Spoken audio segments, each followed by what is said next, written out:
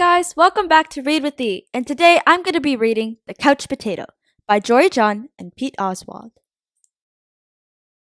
I am a potato. Not a small potato, like my brother. Not a sweet potato, like my mother. Not a mashed potato, like my Uncle Stu. I am a couch potato. Oh yeah, it's true. My favorite place is to slouch on the couch. I spend all my free time sitting in this exact spot. Why would I ever leave this comfy, cozy couch? It's got everything a potato could need. See? I have this, and this, and this, and one of these, and those, and this, and that, and these. Oh, and this! Check it out. This button activates a gadget that fetches me snacks whenever I want. Bam! I'm pressed, and I don't even have to move an inch. Much easier than going into the kitchen. If the most important thing in life is to be comfortable at all times, then I think I've got it all figured out. But wait, there's more. I haven't revealed the absolute best part about my whole setup. It's everything you see in front of me. Have a look around. Take it all in. Pretty spectacular, right? Yes, it's a sea of shimmering screens. From wall to shining wall. What joy! What bliss! These screens feature my favorite shows. This screen has all my unanswered messages. These screens are where I play video games. And this screen is a live stream of my friend, my best spud for life. This is how my pals and I spend quality time together. It's much easier than trying to meet up somewhere, like folks did in the old days, that's for sure. Hey Spuddy! Hey Paltato! Yes, from this very couch, I can control everything in my life. All the time, with just a few taps and a couple of clicks. Not bad, eh? Yes, sirree, this is the life. At least, that's what I thought. Until the other day. Something strange happened. There was a knock at the door. It was a delivery. Whoosh! It was my newest device. A video camera that would allow me to watch myself react while I was watching all my favorite TV shows. Woohoo! All I had to do was plug it in, and my room, nay, my kingdom, would be complete. But suddenly, pew! Everything went dark. Look out! Coming through! Whoops! Oof! Ow! Whoop! I made it to the window. I pulled back the curtains. The sun seemed brighter than I remembered.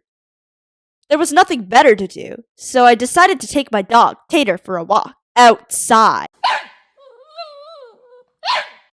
It had been a while. Everything was so vivid, like a high-resolution 156-inch curved screen, even more realistic. Something smelled fresh.